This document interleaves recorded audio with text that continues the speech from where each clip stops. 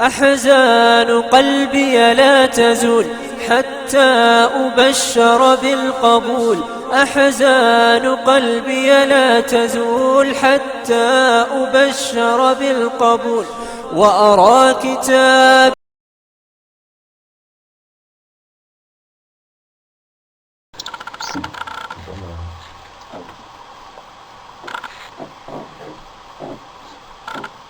أعوذ بالله من الشيطان الرجيم.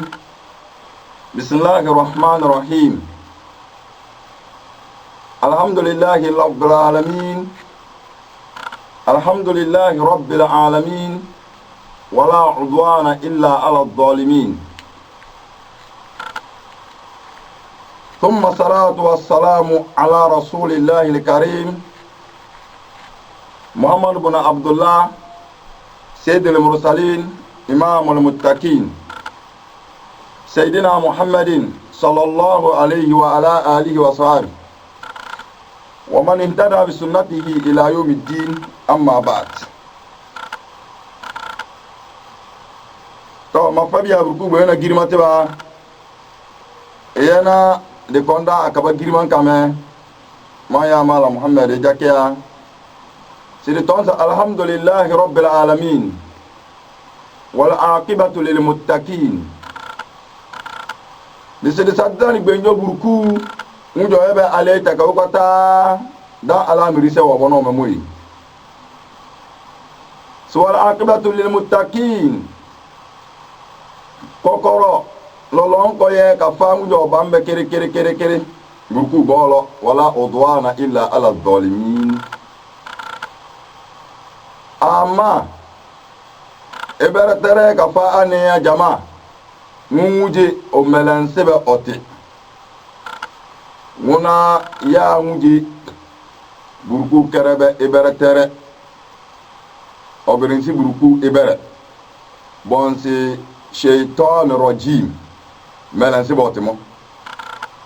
ثم صلاة والسلام على رسول الله الكريم. جماعة يا صلاة كفدام بترنا رسول محمد صلى الله عليه وعلى آله وصحبه أجمعين. جماعة بركو يردا بركو أمينتي بركو في بويا غام دام بترنا نصحابي سيسي بكونا بي كتويو najam dan yugu adini fe bute na ngare bute na chare ta toro dan boya adie burukum bota de bere kom ama bo solo bela buta bintu birin faru no yakina dingeli buruku sa atense sibe bute na senabo bubenye buruku yeri chiwe jama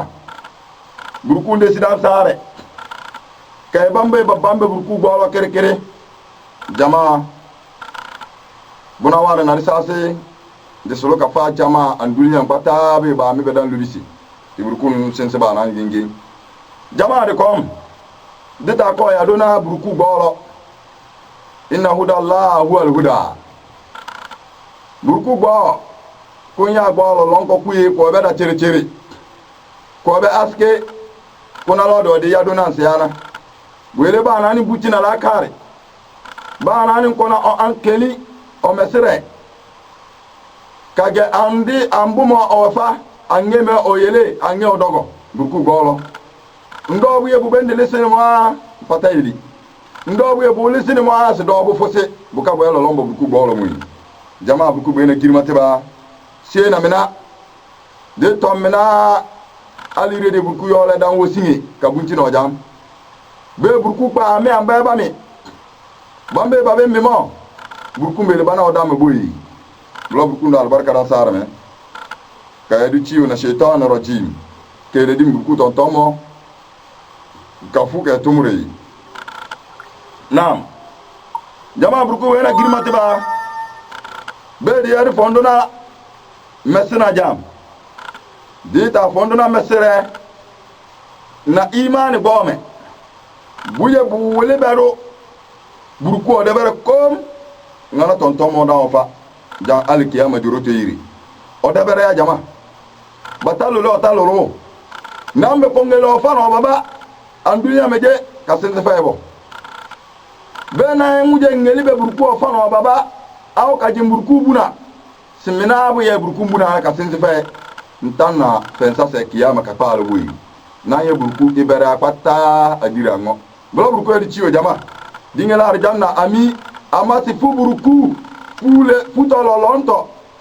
nandi yu burku na burku nkera ni kado arjanna me fasede na ndogo debere kum jama digeli di fondo na la kare nan sa akbana amale bango yabo sing kara sa silolo ken ka fayja se burku debere komoyi bla de tandi fondo na la kare na semena jama a'udhu billahi minash shaitanir rajim سكيف يحقق المسلم الإيمان بألوهية الله إذا أبنا أمالي بانو يأبلي كفائجة أو إجا فتو يتوبلي تالي أو إيمان يكبلي تالي كدلا كسين دلا كاركبا سي بروكو دبرا كوم الله أكبر جماعة بمنا be akpana mpele ye na baton so tan na iman ke kawle si buko de bere kombo dere tambuje be nwa bu mele bu me be ta fe bu be lu mu me be yan yu di photo tunde tulu na bu na me ya si koro di photo to wallahi na mpele ka yu buruku fensa se andunya me buruku fensa se la khara ka palu yi jama si yuhaqqiq al muslim bi uluhiyati allah ta'ala bi amrayn agbana amal bango o no feja sibur ko da bara kom o tan ngro ilahan wahidun wa nahnu mukhlisun o da bara kon dia bota sibona bon ngele bu jama bu ku be na girma tiba bu ku ele de pele kaye ka dogongi kay na tumore jama bu ku be na girma tiba be te na mina bo agbana nguje o ebe zalimin o melan tiboti o ebo oduboti pere bere andunia me na burku sibina me otan dalili bo mina kwa na ko de berensena burku so da siri ta an yanfi al ibadata amma si wallah se agbana ye unjo ebo desi o malebato oye unjo ebo jin amalebato ti o do be burku unjo ona simbe bo esi burku o de bere ko ngi jama o de bere ko watabarra'a min kulli ma yubadu min dunillah mukanya nguje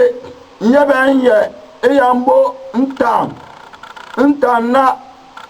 buye bata yebendo nyebota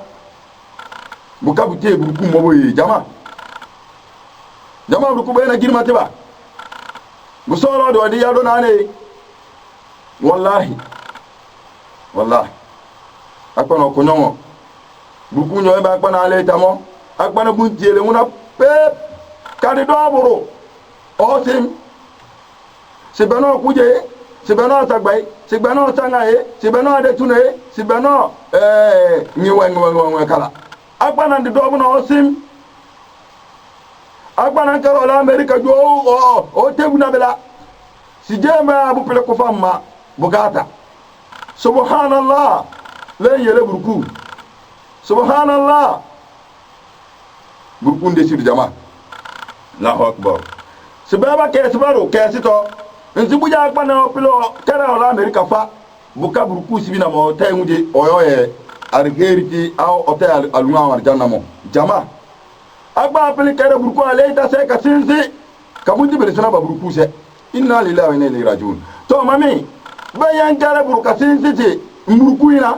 ba bisinisi ana ya buna ntonzi Allah to Allah mu fumuna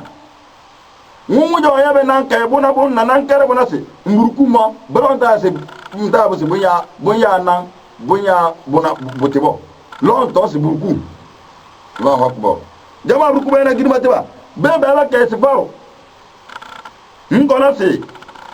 la kar ngo si to tiba me be la kar ngo si be andulinya me na batangel ba jimburku momo na gbara kere mesel annujum agbara kere wuli se sima bwenjo maburku ina oye burku oye wuli se bota Allahu akbar jama be me na buwe dada annabi se me nsi ber kesra annabi Ibrahim oyo ye mu joye bosin wuli se aw kajanga aw soro amma buna ne pata burku desi o lengire buna na ngon tono desi bo ti burku desi o lengire buna Allahu akbar o wuna gbenjo burku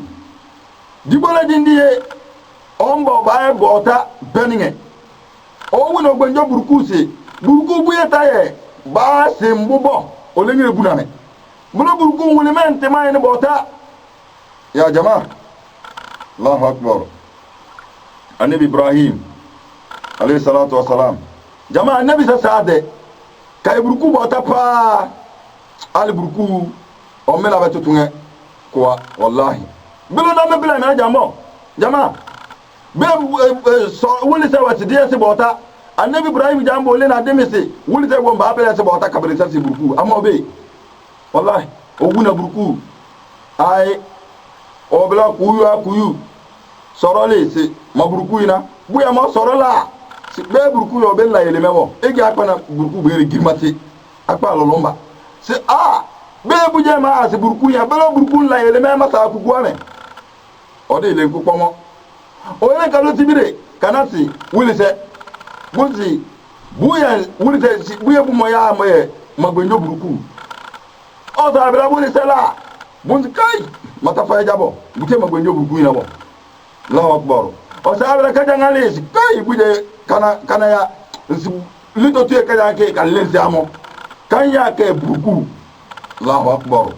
o sabra ka kon ka ko edo ka ko ofu ka ko pon se magbenjo burku mata fota buye ne pata madona si buye na ya magbenjo mo mata fa we jabo to wolimen timen botayi jama mina mesa na dan monjam dan jora kalu adina kame si buruku o dabara ko buye ne pata jama na simo buye kalabari annabi se ton faro buruku tiri ba ko ton faro albata ba gboronti dal ma di se ko lumume belo apana ta ko kere wuli se jan kasense simbuya bu ogbenjo buruku la karna kere nya jama bula burku mutanda la karse kapso da siri jama bunawar wal asnam nan bembise akbana bo kere bembia kasense o sim gudane si dangulubia gudane si bure gudane si bambo akbana kere kasense sibunya o burku bo bere sebeno wallahi bo bere sebeno bula jama se akbana mutira la kare kanke kebelo lonka kabili kere burku to momo burku be na girmate ba na bo pele kayebe na de pele kayu arjan na kalu fashe de diele tete seninge buruninge bota to kasinna burku de bere kon ilahan wahidun o de bere kon jama o tan na ngoro ojo to gbele lo bakon zo joro be muje saga na be ngal ko ngaye ogbengire de na ngare ojoro to ware muje na bo ko ba ton fe o tamina bo pata wallahi onna gbogbo kabala na lengire buna me shirki kan wo burkuna do mi agbana lengire buna bon na ko na tan na tetese na to na tetese o ko kereburu ka do bu bibede si buje manta ma yele bo halita tetese sirwe agbana do si manta ma yele buji mo benen se shirki mo ka burku go mbotade mo benen zone shirk na ho akbar akbana tuuli bore o bunti ba o mo se de bore de te babo o beri di barena wole me gunjo o yele ma tuuli ni mo wole men se we ma tuuli ni se bo benen bana shirk billah nkara buru yo sana burku ina anta ba burku idabo ntuuli bore kar farake to na'udhu billahi minash shaitanir rajim kajo sango bedi dalili anke wana bu men kere di beridi inna lillahi wa inna ilayhi raji'un jamaa to me jamaa ofam kunya burku gbe na lolonga brentina batete tese ka brentite te ba burku sibina mena burku yel ciwo jamaa muko le recim jamaa burku gbe na gimata ba kama annahu yatajannab jami' anwa' shirk Allahu akbar agbana yo konkari katana nsidi tambe shirk sasin ka kerburu yo sina burku ka yebem ka ngeli beno sinsinante buwa daban dubu wallahi na tono genti ben ndogo buka bu fe buruku gome buka mfa bo idase buye buruku yelebo na fense na yu kanyi bo shirki yelebo Allahu akbar jamaa de yadoni dingali dona didi yo se arjanna tu firdaus dito yakana ni belelo jamaa ben sana buja mede safa bebu na medi ngel na arjanna tu firdaus be na ba nguta wara kadesi ka jalan so te mam burku to fara arjanna jamaa gaba ni tim burku sibina me bunte ajuo ba sen arjanna na to alhamdulillah na burku wallahi ama sidi suluke arjanna tu firdaus la Allah bute dango kwata ya di benyuke di suluke mina na burku la tome nje ntadu na modi arjanna firdaus anbiya sedelana annabi sedela sen wallahi amma kwana gon bili lumbila na burku ikome amma ben yela ka gadan sare me jande na dan hale me janka eske di bisidante semyayi di pili yuka nan subuya ne rikarabe katesi be tengu ja kufa mabgata bo titena burku bo ubeye be nan di burku arjanna firdaus kan kalunga mafabuna burku yero katare kaydo burku yero ga na arjanna kan jama burku bana girma tawa baba yaro semya jama burku bana girma tawa فيبتعد عن عبادة ما سوى الله أو الذبح عند أضرحتهم إياذ بالله الله أكبر جماعة بكوين أجيمة تبا سيأقبنا يكون كار كتنوتي كيو كالنوت كتنوتي فتا أوبي كوينوتي بلابو نبومبو buta la kare ka kerasi burkuina nsia no dingali oningeli boro au ogbo be kajimire be agbo mbugata kare lo ogbo na niya kare bute burkulowo akpare ko kar katana buyi Allahu akbar na akpana kere agbo fai kadugu wo ko fa bembea sibeno bisi amina no buga tansebo jama burku ina girma taba mina batonga mina boya burku ya nderi ciwe jama simangeli kajimire ya tande fende ma to ngeli cin buru metare mewo belo fende cin ana wala ana mina se fulunda kar buru meto salbu me ba ngami ma nyande agba nyan kajimina do ase kajimina gbongbonga ale bako yelengana agba nan ko bisi kajim biri bibolo Allahu akbar kajim biya bolulu be kajam kay folonka kangu nangilo nyaina ba million ya onya ba 500 million ya oyonya buruku gbengana mina buruku tonga mina yendilu na arjanna de dubu ka ko bukade si bura de ro ko fa udade si dangulu biya kare udade si yoto kare ndi to mesi wulise au tia au buwe kala bunalo wo ko na se bubisi bebi busi butonto mon najinga buruku bere gidwate nsare minade sagana yu burukuwa no duna aljanna bele jamaa dinaru dona la kare si buruko de bere na yu buruku fensase buruko de bere ko Allahu akbar nuko ri ciwo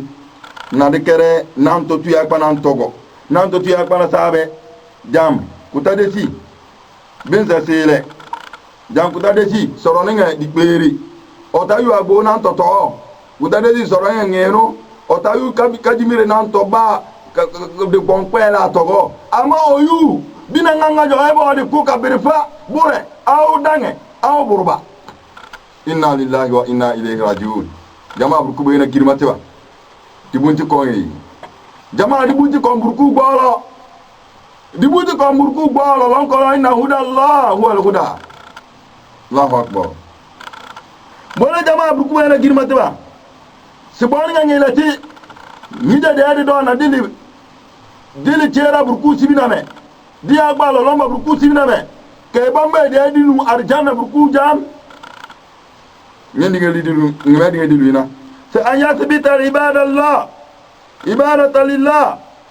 agbana yangu jo simbe karata silero na burku bota burku lo nwoye. Allahu akbar. Wahdahu wa yufarriduhu ta'ala. Simia kalan la amerika gbogbo ka fona ka baba ka faburku o dabara kom o tanna muje baton sa o fore ijuna muje jam mina me dan o fajaina sibe burku dabara sina o buye dongi baya buye dongi burpe yo dongi ka gantina buye ndi yuma buya buye le buye dongi jama burku be na girmati ba sibe wontina burku no la amerikan kaje ka obenai kajenti burku o dabara kom o kumbukata kan kajenta je sikawan lo okuke ke ka oben lo barmo una okuke na soto na kajanga na mboni muni ya kumbukata. Allahu akbar. Jamaa ama mena me do fa mena me de bala dibisidona be mena me de bala jamaa ba mbuti awari tite nan son nan gbenjo sembunti awari kajentumure kagani wonwina kagani ya burku ben ko na sa ay burku o lebere kom nsenna mpensi amma ben ko na si na ka periñ mana na dandanga se na ka kar kwalbise na bembise udadeti bure udadeti dange udadeti buwa kare kana ya na direke nyu kumbukata. Allahu akbar. Ben tala puseme beno pu wonwe jamana ju ben tala pu ta se men si place me nanguro asuba pu katara gbangbame olori ko bugata buwa me bebu ta gbane so do ka tali budela bo bu vita manana indi simile kongolom la ilaha illallah sibu biso so pu nena la ilaha illallah o de bitimbolinge nsiburku yebe aleta o ngela pu nena so no ebe no yu arziki no ebe no yu arafia no ebe. Allahu akbar. bawula ani mina ani to afani burku diriba ni mina inna lillahi wa inna ilayhi rajiun akbane sudunge pa inna lisana al-kafuru mubin akbane sudunge albu talbidela dilage akbana yongam burku kajeji burku aleta karibu sesinsiye akbana ni sembelo de bere kom kaliti mboli oso inna lillahi wa inna ilayhi rajiun kafabena sari diko wongilina jama burku kayele dimi burku tomo kayna tumuri bebu ja akbana mi burku tomo kasina burku ba na lesen tar jana tiba me wallahi ben tuna burku siriya dina to men jana ngurume ke siriya bo lesen tar jana tiba me. Allahu akbar. burku de bara ko ngi jama o de bara ko lam yalidi wala mi yulad jama burku ba era girma tiba siya kon kari katanna burku tan tentitia to bana ni kam kanyongbara na ni walidhalika falyatawajjahu bi shay'in min al-ibadati lighayri Allah kadwa miname agbana en kokaro sibina kafa burdabam kadu osulubu sibina tulu kayle burku sabato ma kof mbereti kafiri mbereti tengo burku sibina me wallahi ndo ben suluto tin sulu mbanjo burku munya kumbukata munya na aleta mundi nga ire di mbujo ja belo yendis ndendo nduwa yebe nsuru da ben so ndi gunda ngulbi ajibo ndi gun buwa karjibo inna lillahi wa inna ilayhi rajiun awon kala se wuli se libeta nandi nga wuli nga ke nebota mbarante te kasaga ka kere tibina ka fana ke usulu balo yere burku buka nkara burku alete kare ngune ke kanya burku nan na bunani ana ya me Allah balo burku yere ciwo jama so da siri ke ne dijim wallahi bebe te mina wa jama agbana yete nkun kere fara kadele burku sibina be otanna kuruno bo bawli gumu Allahu akbar jama burku teru fala boy burku wala girmate ba burku ta do ale ta fala bo sidi ko ngum bota o fado didi ka fado de nyo be de tare ngun jam buye pata diebe da di tikise di kimbe ka sinzi burku kesime danno burku yo kere ka fana di luna aljanna jama mina pata de tom jama ta mi na pa no bom o pa na oju si bon fam be do da o bom be do ke a no lo de do be de duli na tomololo si bon fam la ilaha illallah kona ngarra sentente ka kona bo sentente si benju Allahu akbar akba mina ka do banan to kause le ko de kiyama ka palo bukan ya to ete bukan ngeli to ka sinta nduli nyame blo jama ba un butila karme ka ko fubur ko de bere ko ngi kele bu yen ngabung man bere benane bere kalem bengeli mbonjo burku pensase bere kalem sebaba tonado jama burku bena girma tiba alquran girma kana tonado nan subu burku tombe kado kame nan subu yo tirwe ndang beteruna no te kokoletuna no yele nado o yele faru bu president tv bu president bu bando bu president dinge na arjanna alquran girma kana ka tonado se qala ta'ala a'udhu billahi minash shaitanir rajim tuman yad'u ma Allah ilahan akhar la burhana lahu bihi Allahu akbar nangu jankaraba burukatende nyabota bute burukubo buna ya na buruku mama simai baton farse la burhana lahu intan na dalili buruku simina mama dalili karfe yebentale nan ton ba buruku simai man tanu do ton fanse ndebela kombo bula mangeli bu yesende ma bota Allahu akbar o buruku nde buruku na lo jalanta da alfasa sunge pa na almadirse bunka kona mesere nka kampa ogbengire dere bundele na WhatsApp dele na appareil Android WhatsApp o WhatsApp ke wara kalebe na dambambe kerebe de force na buruku gome be na WhatsApp ka ya kwa ton so tami buruku ton tomo otanu jo ton febo ay matanjo wu na wade ame ay danjoro alfasa fi dangoro be na ntado WhatsApp ntan na appareil nguru tan na appareil de ame blaba ntan groupe sama ba ntame almajiri sana boronti baba ntame barale sama almajiri te bere tere burku ton tomo ba sirtu danga ire ton sama sidi sina burku mo tutu ma we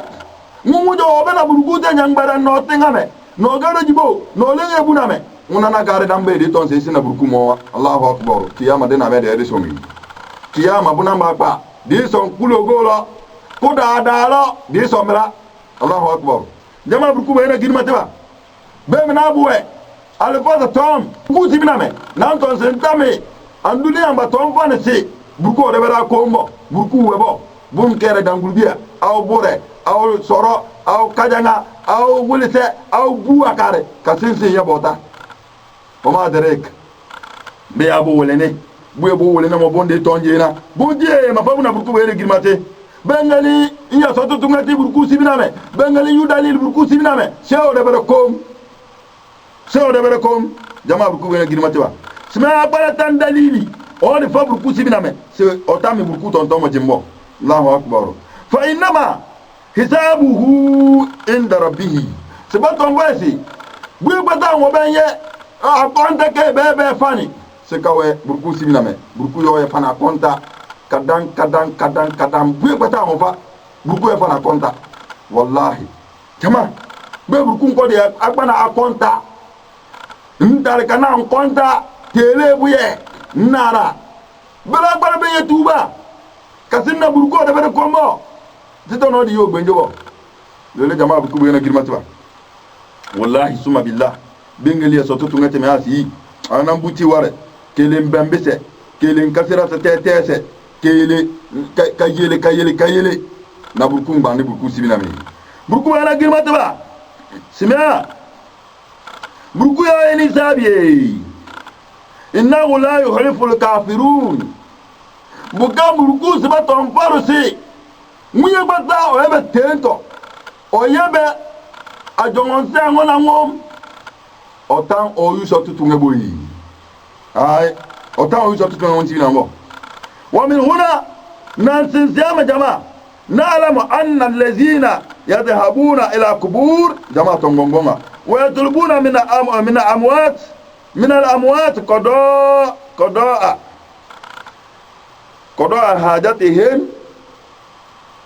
yaqa'una fi shirk billah jama miname boba bonda la kare minani nga mena jama kar wa jam Allahu akbar akbana so do nge jama na burku gbengana ngari jamme nzuma sabu ma ton siamo burku eri chiyo na simo tete jama mana mi saga abu mafaraki kuin kasebo wala njunga ndar bari ne to ngambe bar mo masi belobu kombe ku melensini lobu melensini sinayi na yu ariziki dileke badi munjama buangandare benjubo sijibi oh Allahu akbar beyela gar tiben tarata subungalo hu emi tambi si diasi mina ire dirmango ko fesa jina bo feu kujena ko feu amakona ko tumura ya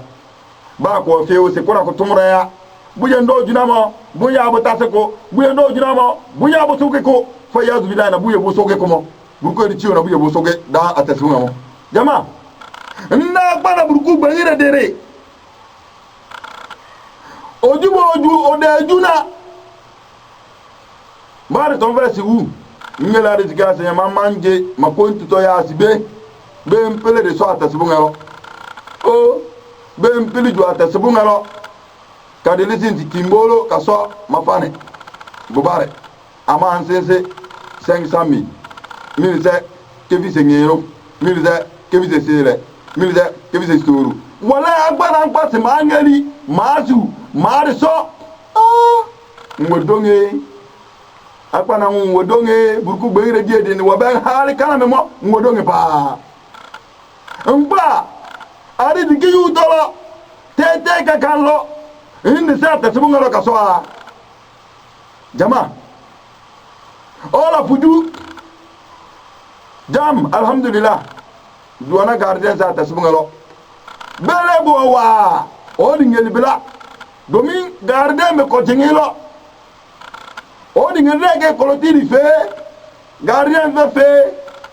kay mama ci jama to ndo juber se atasibungalo ngeli bukata kuto na bole se songelo mujalo nge somo bo bin karani be buku yelo bin ni ka sense belani benye ntana ngaraye ama pa o kumejam surtout kosi dan di fabia ala dan di fana hey alo na oso dohi damba baton vana si benjo atasibunga lobo ama pa o bukata jorobe kadi luntete ba no seme no lunto na lito bodele so to atasibunga lo o yudi na nelengiri oyu lengere dim simamaju na mabukata ansebo lezi di buruku lezi di mbenjo lo atasibunga lo yendi ngel mugata simo jamaa baba fa me hefai wallahi jamaa dan ya alfase dan ya almajirse dan na mitomo de mi fa sebo fesibiri alo na uru tega nduli ke be jamaa o bati wati abu tili na di ton ngentente ku tili jamaa ashe jamaa mayeta ashe mo jemara wallahi ase dumba dono o du fa pana ndu fa ba dumba dono badi ka de mere kadi ka jokoro inna lillahi wa inna ilaihi rajiun dan ka wuta jamme di kara di fona dan ka wuta dan jam antu munya be nti hali ke mo jamaa e me fawe Allahu akbar ezoe ondo kondi to ya ba kondi fa dumuna wana odono me Allahu akbar yoma tubula saraib jamaa kiyama kabala bulina pa jamaa da bata nye bititi asengu je wana tete se me go andunya me buka ngon butili ajia alaji boss hey la ilaha illallah kutili boss buko pa ajia buko pa hey ase tete se mo wena odina na jamaa me mamachi dumuna wana odono me ire dia burku ya kale na to ben tale me jamaa beba na lolombo go lolon ko mo se me ayi oye ya don jetani kana ngongeli be ka dongi bebe mpuna shetani go kele bukumar buku so yele nani o ko da no jam bo to mpuna shetani bo kele bukuma buku so yele nai boye be jama tali se on kabare tite na bari nya kan banse inna lillahi wa inna ilaihi rajiun fa ina tadhabi ya ummi man ant fa alayki an tatafakkari أنك ستلقي ربك الله أكبر جماعة نالبلا أنتو أكثر تيجي صنّان بنجوب ركوع يرد باكم كيلا متى wana lengre donge pa buta ameda beraboy ama amenga tingake ameda ndifana au ala wana lengre donge buka ameme bom lengre apo ambagbonwe ruku yele amengo ta ibere lengre apo andate bajama alona na pili yu lengire buje agbana bonga oto sama ma yebo kala fuye inna lillahi wa inna ilaihi rajiun ibala go ma to amego okume na buruku dan ibala jora ka jukume go ba sala ta sibunge ba ira ta sibuna ngome se ba na ba tese bangin na ba riziki se buruku na dame buruku na dani nango yanse buka kombela ntonde di boro ngomira di boro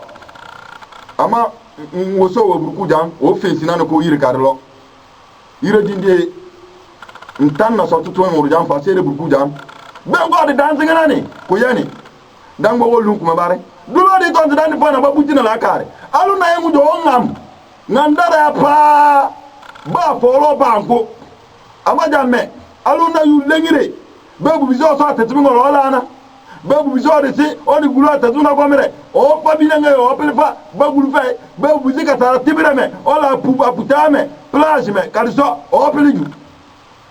jama dani fa uje nso o wodu do no ire de bole na mo jama gujo be bo bare bungale bole dumu na ngolo o mo se kabere mo kusagabela bunan de jama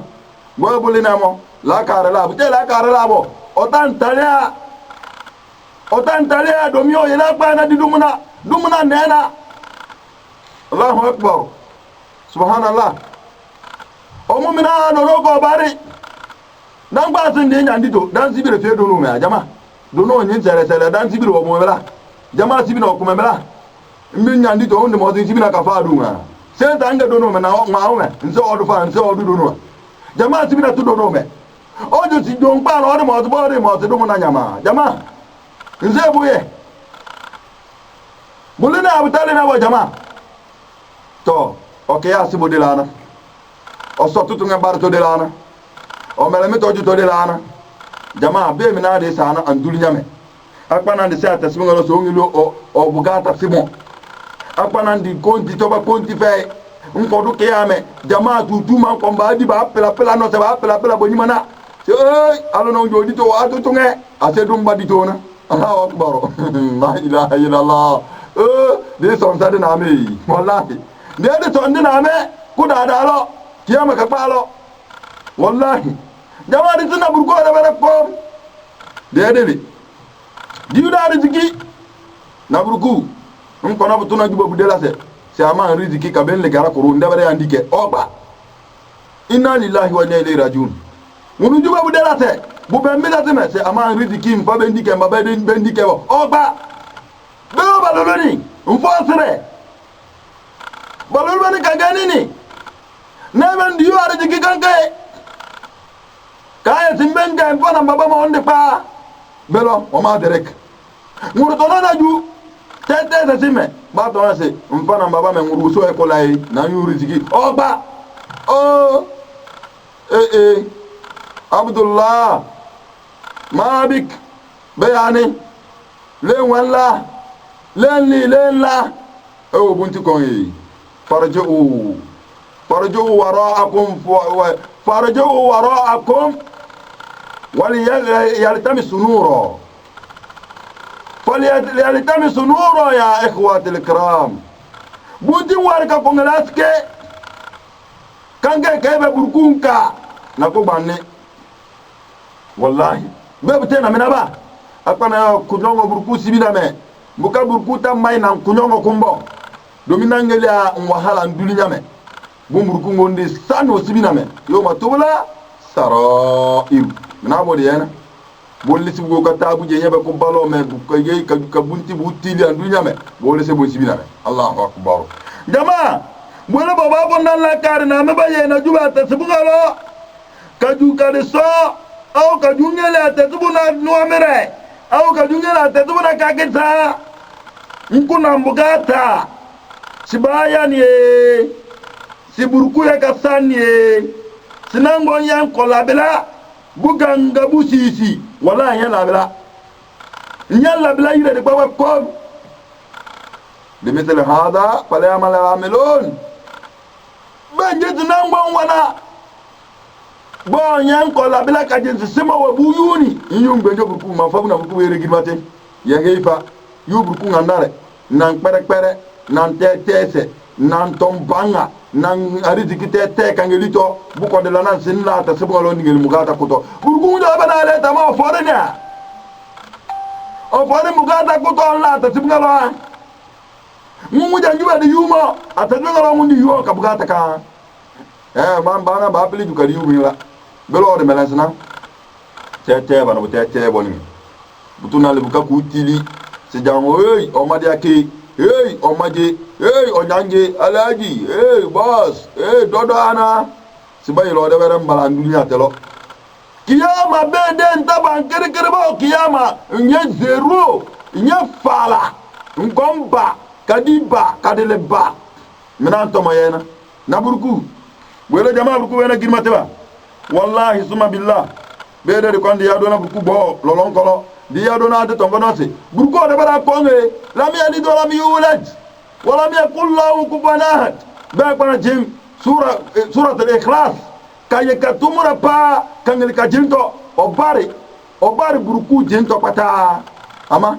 dite kala ke jamaa na te kala ke jamaa me abakala bata jimbeya ka fondation bo surat al-ikhlas kan beya kebo burku ina be wan kala suratul be kala kul huwa allah ahad burku ira wanji arana ama jamana kala ka fonna burku kale kadilu benome kale kadilu tete seme budalili jama burku wena grino tiba dibunti ko burku bole iye kon karke ila tasmunga lojito singela me bukata sekoto na unye pata na juwe bela sibata mfona semea yakouna fi shirk mbata lumburuku ibera terame gabadia ara lumburuku ibera terame libruku bala ngere buruku kayo sina buruku yo sani wallahi yo ta kpano so donge wa jama atasibunga lon to jubilan debere ko kutade so te juna kajanga kare kare gardien ale kawale buruku yele gardien da singo mabe pabo buka buruku mbali ko atasibunga ngbo do na ngere balanka bolo do na ngere kambale bolo do na atasibunga ba akpengana me sa mo buruku kabadi ko di ko tiri sa ka borfangi be de ko tiri sa sen sek bese ka go ka wo ka gerem kala libi ka do ka yo go boringe ka du fangi na tete baba mba for na atasibunga lunto na ba tete sa uyanga ngeli to belay blo buruku ka tare na arizike kandiu ka ko tiri sa da atasibunga jamaa buruku na girmatwa sipayambaji alaika anta tajannaba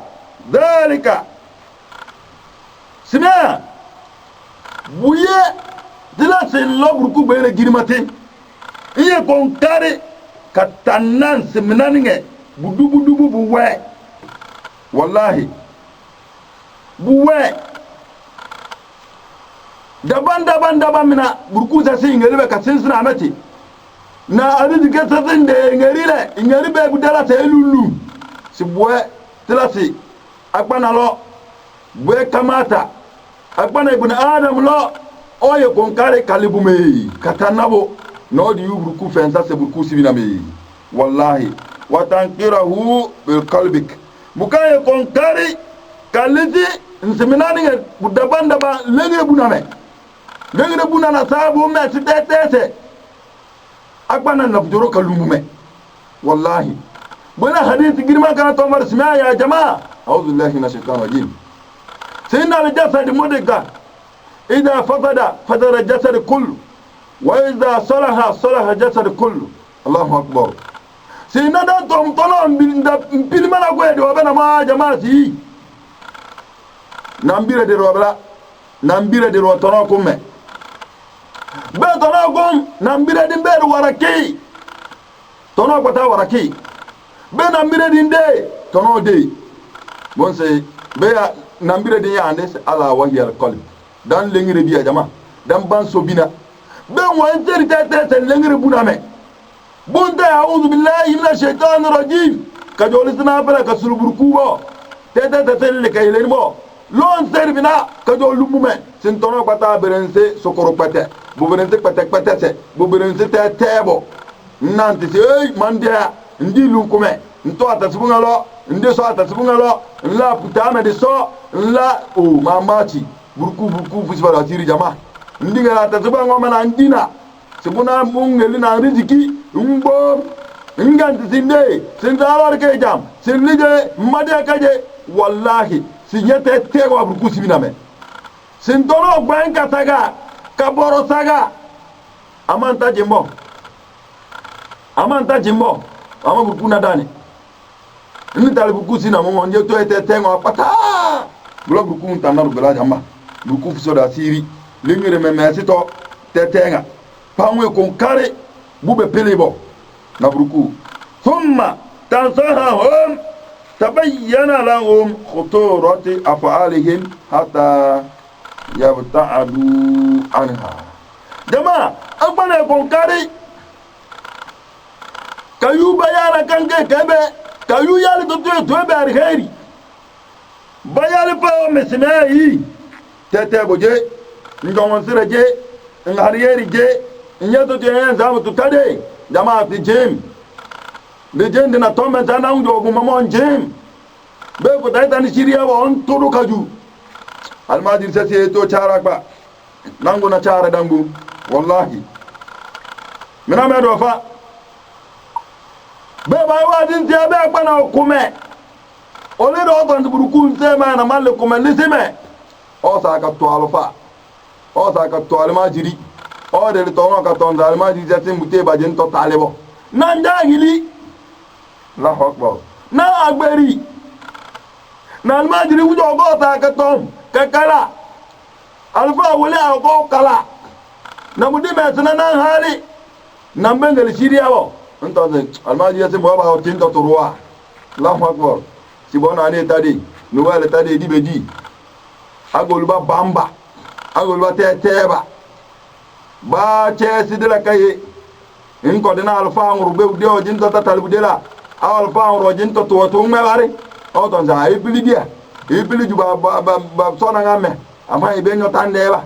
ibili kale ba dito kadia bada ju de memena ba to ska almajiri sentana almajiri setoma jinto tatale be na jinto tatale wallahi na jinto tatale bundi mingana kakpe bungana sinyendike wallahi jamaa burku yedu ciyo mina me bo fa jaina di bundina dona la kar simai izin na burku da bela kom mugata banke ka burku bonome bujo di yumurmo mmese iye la almaji sa semela wallahi iye le bebela bataji ngi ba to ya bino masina burku de berku nse boji yemena masina o de bere mena mamete mina ngawo ma yenge ngari fa ya burku yo korume o koro ni bentale mo koro ni ay chercher den lebume fashe den santi ka desin lengire bura kaylen toronde ka santi ka sinna burku ala meri tutumka ala meri bonbonka ala meri fenka ala meri beteka ala meri furunka burku yayi ma fa biya burku bena girima tiba buye do de bul fa do na mena bolo burku di yaduna ila sabil rashad bolo lonkolo si burkun kona do bolo lonkolo lidin si burku odebara kom uluhiyatillah odebara kom ilahan wahidun wa nahnu lahu mukhlisun ba won sina burku odebara kom na la amerika mo fa buganga bu si ben sina burku nyamu ya ben dulinya kadi lahira lolombo meya ama bede nta sina burku bo ba lengre buna na mesi bunta juwo bun sinna menasi dama biuti alfatana tombe bo mina barana to ine biuti alfatana tombe si dibe ngeli burka balana burku ma tasemina we si nyubare na nyena lengre fenga ma alfata to ina lengre tanna si burku de barana bo be basimina gombo wallahi biuti alfatano biuti almadi sana to si kapere nymena konti to tade bo man to di konti lendi konti joro kasara konti to today akwana konti o te wallahi budde konti tina yoloba babe sanne mo babe yuni buwe adini me joro kasara kalisna bra ka sulburku mon konti na ka kala alqur'ani ka wina burku mon konti na bembe da ta kala ayatu kursi kulu allah falaka nas butoro konti na sinda burku da bere konti na بين أذكار كونتينا أذكار دفيا أذكار الصباح والمساء بتاولا متى سفيا بنا يبيا كونتيتو ما لديامه أعوذ بالله من الشيطان الرجيم جماعة بوم كلا أذكار كين لنا ديا مومو بين يانا كونتينا يبلون ديا نتالبان كلا كين لنامو كونتينا bemra njunguru jawo di konti bana kadole ni ko gaje le fenda kadole si di ko fo amna gbati ko kadole ni so ta tibungalo kadole ni so apuma mina ya konti to buna ya ngali burku to mona bala jama ba mbuti la kar loyi ba mbuti burku bolo lonkolo ka ko sinna burku ka faida si burku de bada ko ndaje mbaba ni yire ndani yire di yebe mbuti bololo hefai ya hefai innal maut yati baktatan jinti burku oya simama buko yana kapturate benan ta mawatete mako tuba mako mwatete njire di mbunti ngam mbedo burku ja e garanti mo jande ire ma jama agoluna wa agoluna butanda de tuna butandi buna belonyi katabu mawatete belonyi katabu ka farisi mawatete mako tuba jamaa buku bena giribati ba tubu ila Allah tawbatan nasuha bangu ye tubu burukulo bangu ye tuba burukulo tuba ijanka bute tuba jamayele sema bunti kom jamayele sema bunti bume bute bana ya tuba boy tawbatan nasuha bute bana bo bolo jamaa magase de nardon la kare de sinji buruku ko ti la me amba me kana tumure bambe baba babe ya tumure ko be syria buku farsa tutunge ka farsa darabu ka farsa lolonka dandi fana dandi babana di jimburku o debere ko kasino o debere komi wallahi sino dan halisa jamme dan gunto buli dan kobi toninge buku lesedu gunto tete tome na bako dinan kobi minana tete nga buku lesedu mume buku ele di sin tolo lonto beba na dan gunto batalebe kanani bana sa ay lolo gunto ogun ay ogun onyeba ogbenjo burku ya osuru burku baba lati ngumbe dela nwan suru boraderi nwan suru tiakoro nwan metingare nwan bangu ibamna ka ngumfa me fabia ibamna ka ngumfa burku bengana ninge se bu o para kina na njoro ay obuto e fala o jamaa lella fa ina tadhabur jamaa bula burku e Syria ka faro sa tutuya ka faro sa ka fuso da siri keru jamaa lolonka kedu ambe de di arjanna bi gairi hisab keru de di arjanna bi gairi hisab burku be di ko jon sibina me burku desiru sibina kam burku desiru tan ada talbala wala be di jon kala barmo burku koraru de tubari burku le de tuba pa wa sallallahu ala sayyidina muhammad jamaa de sulfa dal fase de sulfa kautuba de sulfa tasaba burku sinzidan ko ta lafiya kautuba burku fa lafiya alfase burku mo sebe faro burku kembe faro burku kembe burku yebe Syria ka faro banya dan fitera se be alfa fe jama akukuto me de we alfa ya fitila anta nabi ya fitila kala kele na alfa sema ba ya fitila be na ko kala alfa ya bere tere sin wa kuko me ba tanke wa kuko me ba tanke dan ne ire me agbara be bil ton sama pe na alfa malule mabo ai agbana buna oye alfa oye buna oye fitila agbana buna oye alfa oye buna oye fitila obile banne obile tommi bute tela fiase ngona buna alfa tete na waton se nga alfa nyeba alfa mfa ogiri mabo ai alfa se bukun king alfa do kele fis fado na sirise ba alfa ko fulu sirise onanto alfa za sirise jahilina lunkunto se alfa u jeba tonto ayasina an to na sa amana to alfa to nga alfa de he fa na nge wallahi he fa na mina jahilise obada na to ngani bulo fis fado na sirise pata na jahili simple ka ban kere bulo burku ya do alfa sa banamba burku se sula rafia dan fa na dan babana bebo la baremo burku ya gafara bebo na do mo burku fa do ba iko ke de ganabe burku gebe ka faro ke le buye de ban la ba jambu ya heri buye babar bando kere burku bolon buye ar heri ka se sula rafia ma fosi jamaa go kata an dunya me akaba ke me wa sallallahu ala sayyidina muhammad wa ala alihi wa sahbihi ومن تبعه بإحسانه إلى يوم الدين. السلام عليكم ورحمة الله وبركاته.